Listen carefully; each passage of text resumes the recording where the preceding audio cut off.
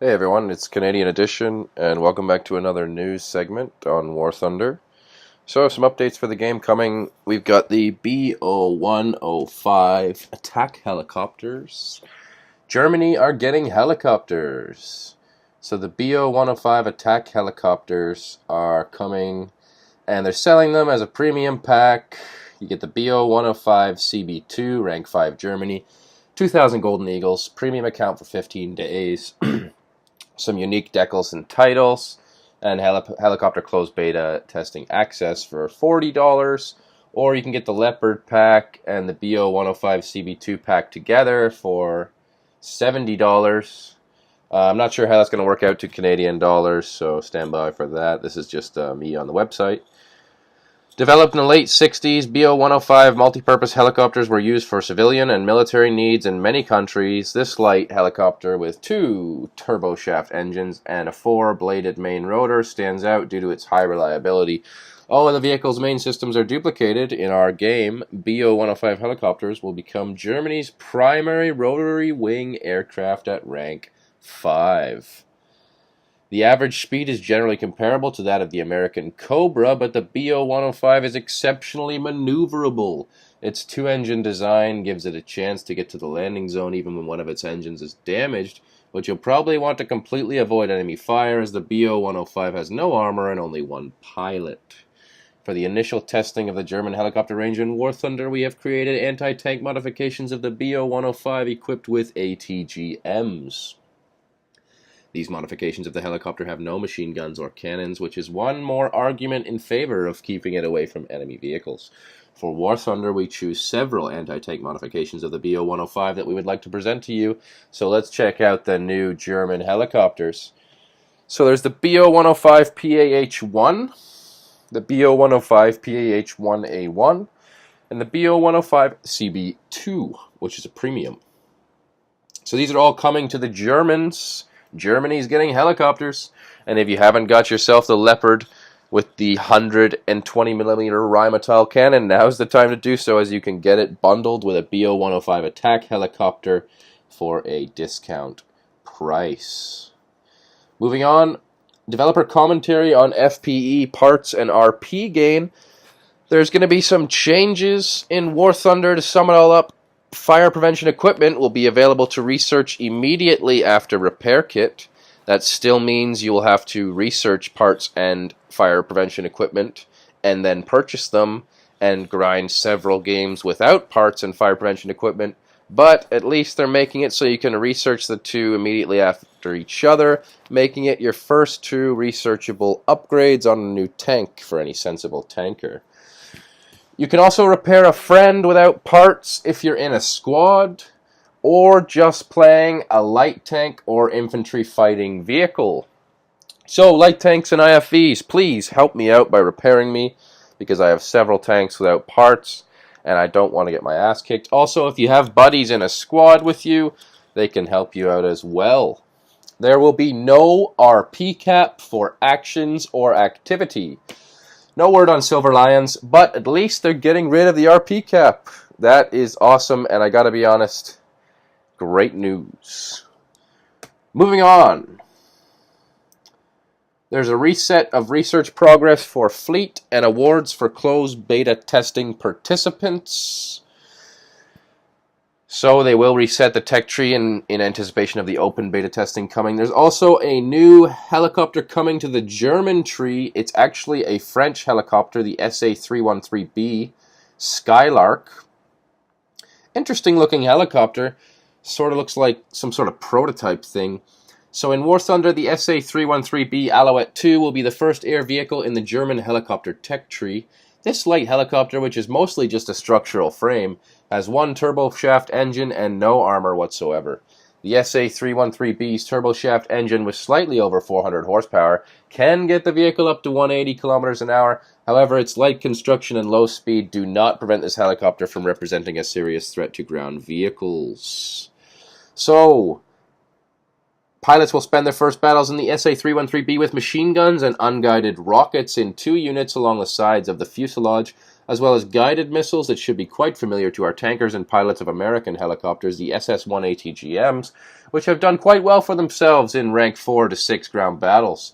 You can install 4 guided missiles on the Alouette 2, which makes it a full-fledged tank hunter and lets it pilot easily move on to acquiring the next helicopter in the German tech tree.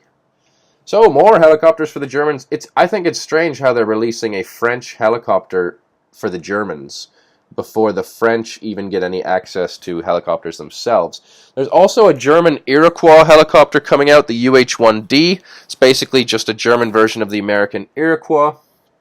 We'll have a close look at this in 1 second here. So in the game, it can be found at rank 5. It's got several features that fit in, basically make it the same as the American version by all means here. I think it's got some sort of different ATGM or weapon systems, but it looks really cool. You guys should check it out. Go on warthunder.com, go on the website and check it out. I'll give you the description for it now. So the UH-1D, the German Iroquois helicopter. In the game, the UH-1D can be found at rank 5 in the German helicopter tree. Pilots of the German Iroquois helicopters will have access to 6-barreled 7.62 miniguns placed in 2 containers along the sides of the fuselage, unguided Hydra 70 rockets, and 6 AGM-22 ATGMs that can be used to penetrate most ground targets at its rank. Like the American UH-1B and UH-1C, the German Iroquois fits into rank 5 battles well, and it also has the same potential to take on more advanced vehicles. Since the helicopter has no seat armor and only 1 engine, the pilot will have to learn to avoid any enemy fire. It would also be wise to research flak jackets for pilots as your first modification. Before researching the ATGM, we recommend avoiding large-scale skirmishes with ground vehicles and focus on destroying snipers and light armored vehicles. However, you'll have a lot more options once you've installed anti-tank missiles. Those 6 missiles will allow you to calmly pick off several enemies during every sortie. As long as you keep your distance, aim your missiles carefully, and stay out of the crosshairs of anti-air guns, you'll be unmatched.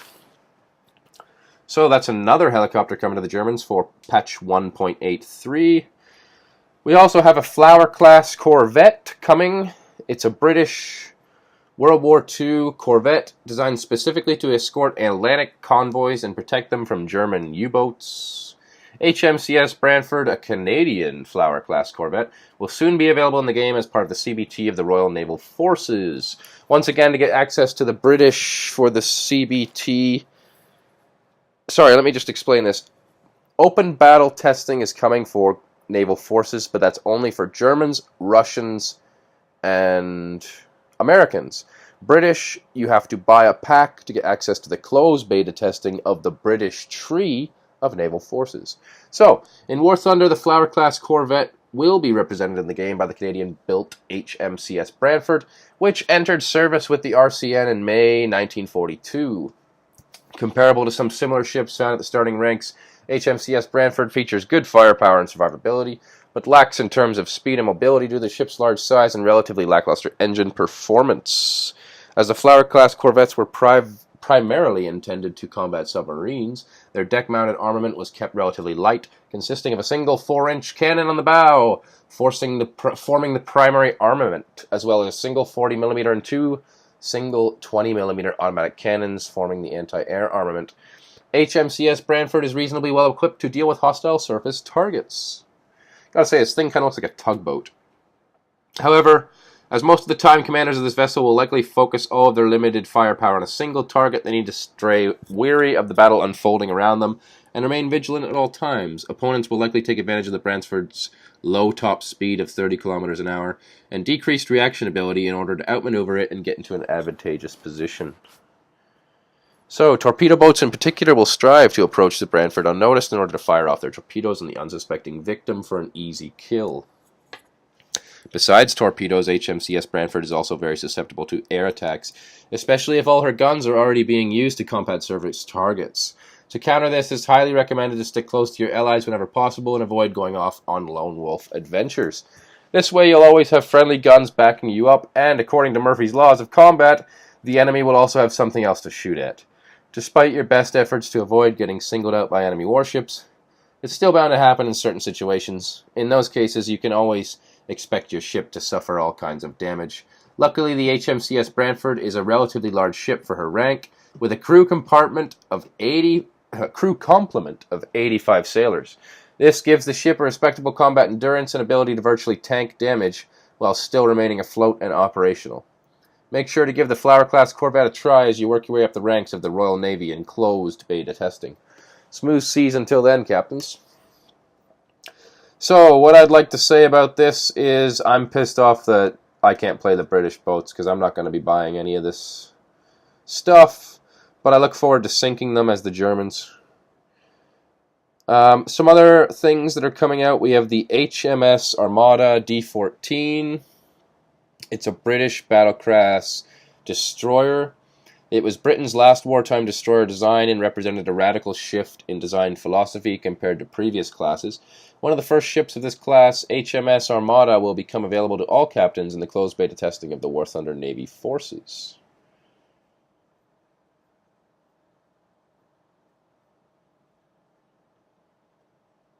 In War Thunder, HMS Armada will be available to Royal Navy testers as a researchable destroyer of rank 3, unlike previous destroyers. HMS Armada puts heavy emphasis on anti-air capabilities, making her the most fitting choice for aspiring Royal Navy captains looking to establish a no-fly zone. So this looks pretty cool. Some more British destroyers coming. Also, there's a JU-288C, which is a premium German bomber that's coming to the game. It's got defensive armament.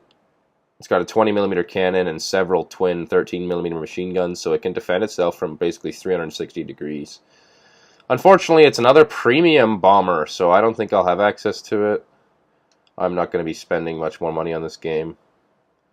But yeah, the Type 75 multiple rocket launcher, explosive hailstorm, is coming as well. This is basically a... It's got like, I don't know how many rockets on it. 50 rockets.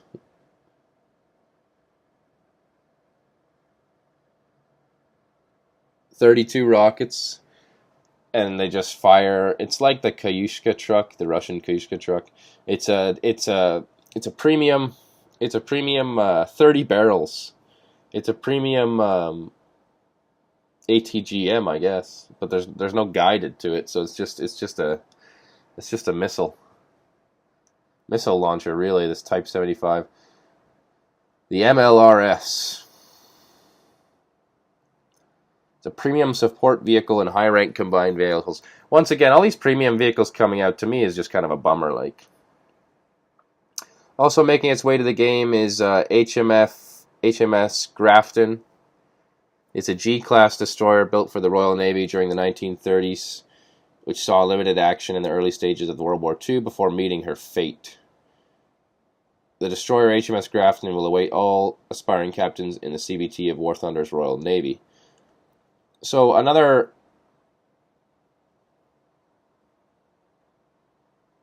boat coming in, patch 1.83.